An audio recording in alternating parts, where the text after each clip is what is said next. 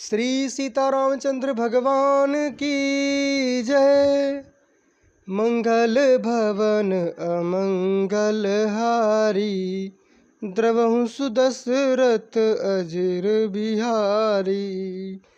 बहुविधि करत मनोरथ, जात लागी नहीं बार।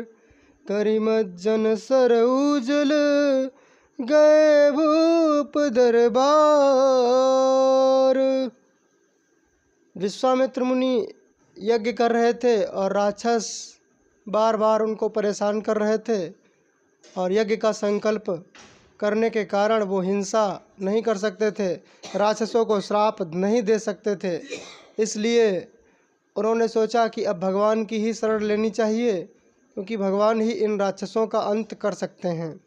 तो विश्वामित्र जी चले और मन में एक प्रसन्नता भी थी कि अपनी इन आँखों से प्रभु के दर्शन भी करूँगा और कार्य भी सिद्ध हो जाएगा। तो वहाँ जब अयोध्या पहुँचे तो सरयू के पावन जल में स्नान किया। बहुत प्रकार से मनोरथ करते हुए जाने में देर नहीं लगी और सरयू जी के जल में स्नान करके वे राजा के दरवाजे पर पहुँचे। मुनि आगमन सुना जब राजा, मिलन गयौ लय विप्र समाजा। कर दंडवत मुनि सन्मानी, निज आसन बैठार निआनी। चरण पखारि कीन अति पूजा, मौसम आजु धन्य नहीं दूजा।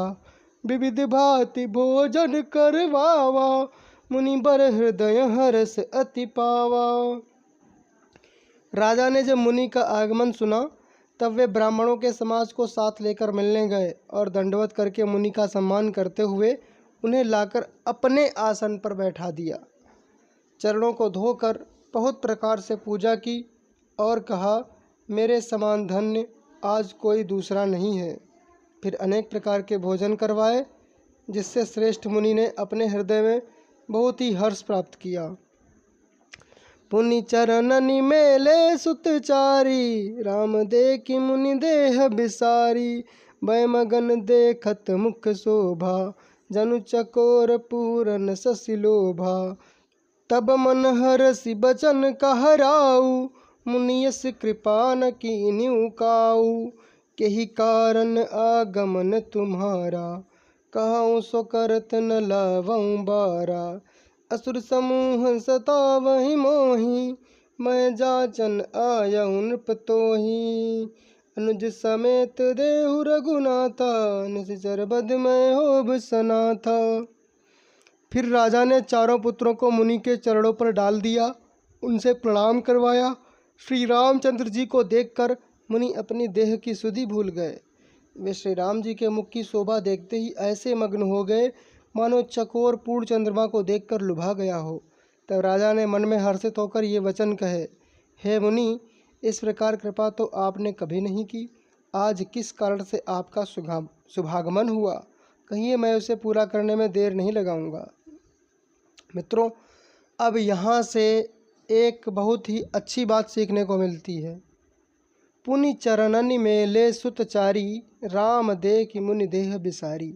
पुनि चरणनि मेले सुतचारी, अर्थात मुनि के चरणों में अपने चारों पुत्रों को डाल दिया। और आजकल क्या होता है, संतों का, बाबाओं का, धर्म गुरुओं का अपमान, जैसा कि बॉलीवुड की सेलिब्रिटीज़ सब करते रहते हैं। और भी उन्होंने ऐसी धारणा बना दी है कि सोशल मीडिया पर भी सब लोग संतों का अपमान करते रहते हैं। तो यहाँ से रामायण हमको ये सिखाती है, क्योंकि रामायण को जीवन में उतारना चाहिए। तो रामायण हमें ये सिखाती है कि अपने जो संतान हैं, अपने जो पुत्र हैं, उनको संत जनों के चरणों में डालना चाहिए। संत जनों का उन आशीर्वाद उन्हें मिलना चाहिए। ये नहीं कि उनसे संतों का अपमान करवाया जाए। सुबह उठकर जो कॉन्वेंट में पढ़ने वाले बच्चे होते हैं, उनके माता पिता सुबह उठकर उनको गुड मॉर्निंग खुद करते हैं। जबकि रामायण क्या सिखाती है, प्रातः काल उठिकै रघुनाथा, मात पिता गुरु नावहि माथा। कि रघुनाथ जी जब सुबह उठते हैं तो अपने माता पिता को प्रणाम करते हैं। तो रामायण को केवल मनोरंजन के लिए नहीं, जीवन में उतारने के लिए पढ़ना चाहिए। रामायण की एक एक चौपाई बहुत अच्छी अच्छी बातें सिखाती है। तब राजा ने मन में हर्षित होकर कहा कि इस प्रकार आपने कभी कृपा नहीं की, अर्थात इस प्रकार कभी आपका आगमन नहीं हुआ।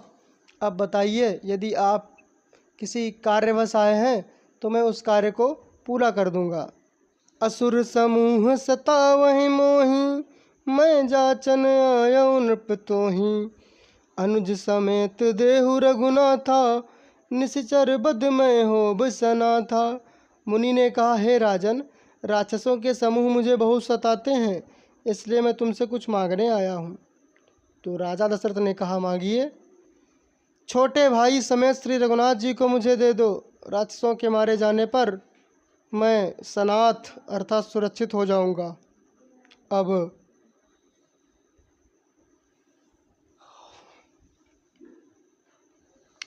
अब जब राजा दशरथ ने यह सुना कि कहाँ इतने भयंकर भयंकर राक्षस और कहाँ मेरे सुकोमल पुत्र, ये कैसी बात मुनि कर रहे हैं।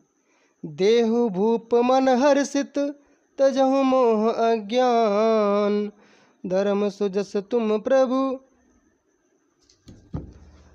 देहु भूप मन हर्षित, तजहु मोह अज्ञान। धर्म सुजस प्रभु तुमको, इन कहा अति कल्याण। हे राजन, प्रसन्न मन से इनको दो, मोह और अज्ञान को छोड़ दो। हे स्वामी, इससे तुमको धर्म और सुयश की प्राप्ति होगी और इनका परम कल्याण होगा। सुनि राजा अति अप्रिय बानी, हृदय कंप मुख दुति कुमुलानी। चौथे पन पायो सुत चारी, विप्र बचन नहीं कयो बिचारी। मांगऊ भूमि देनु धन कोसा, सर्वस देऊ आज सहरोसा। देह प्राण ते प्रिय कछु नाही, सो मुनि देव निमिष एक माही। अब राजा दशरथ ने ऐसी जब वाणी सुनी, मतलब ऐसे वचन सुने कि राम लक्ष्मण जी को ले जाना चाहते हैं, तो मोह के वश होकर उनके मुख की जो कांति थी, चमक थी, वो फीकी पड़ गई, अर्थात उनका मुंह उतर गया। हे ब्राह्मण, मैंने चौथे पन में 4 पुत्र पाए हैं, आपने विचार कर बात नहीं कही कि मैं तो जब बूढ़ा हो गया तब मैंने पुत्र पाए हैं, और आपने बिना सोचे समझे ऐसे कह दिया कि मुझे आपके पुत्र चाहिए, मैं आपके पुत्रों को ले जाऊंगा। सब सुत प्रिय, हे मुनि, आप पृथ्वी, गौ, धन, खजाना कुछ भी मांग लीजिए, मैं आज बड़े हर्ष के साथ आपका सर्वस्व दे दूंगा। देह और प्राण से अधिक प्यारा तो कुछ भी नहीं होता। मैं एक पल में अपने प्राण त्याग दूंगा अगर आपकी आज्ञा हो तो, परंतु आप मेरे पुत्रों को ना ले जाएं। सब सुत प्रिय मोहि प्राण की नाई, राम देत नहीं बनई गोसाई। कहाँ निशिचर अति घोर कठोरा, कहाँ सुंदर सुत परम किशोरा। सभी पुत्र मुझे प्राणों के समान प्यारे हैं, उनमें भी हे प्रभु राम को तो किसी प्रकार देते नहीं बनता। कहाँ अत्यंत डरावने और कहाँ क्रूर राक्षस और कहाँ परम किशोर अवस्था के मेरे सुकुमार पुत्र, कैसे मार पाएंगे। आप कहें तो मैं अपनी पूरी सेना भेजकर राक्षसों का संहार करा दूं। सुनि नृप गिरा प्रेम रस सानी, हृदय रस माना मुनि ज्ञानी। तब वशिष्ठ बहुविधि समुझावा, हृदय रस माना मुनि ज्ञानी। तब वशिष्ठ बहुविधि समुझावा, नृप संदेह नाश कहाँ पावा। अति आदर दो तनय बुलाए, हृदय लाए बहु भांति सिखाए। मेरे प्राण नाथ सुत दो, तुम पितु तुम मुनि पिता नहीं को।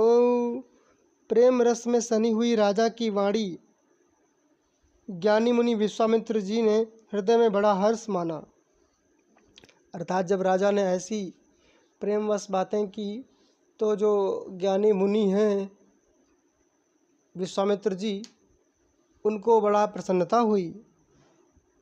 तब वशिष्ठ जी ने राजा को बहुत प्रकार से समझाया, जिससे राजा का संदेह नाश हो गया। और तब उनके जो गुरु जी हैं वशिष्ठ जी, उन्होंने जब समझाया तब राजा को बात समझ में आई। क्या समझाया? उन्होंने यही समझाया होगा कि विश्वामित्र जी सही कह रहे हैं, श्री राम लक्ष्मण जी को भेज दीजिए, इसी में उनका हित है।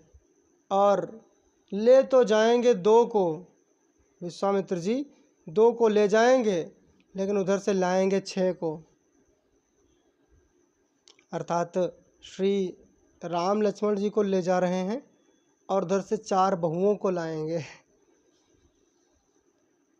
राजा ने बड़े ही आदर से दोनों पुत्रों को बुलाया और हृदय से लगाकर बहुत प्रकार से उन्हें शिक्षा दी। फिर कहा, हे नाथ, ये दोनों पुत्र मेरे प्राण हैं। हे मुनि, अब आप ही इनके पिता हैं और दूसरा कोई नहीं।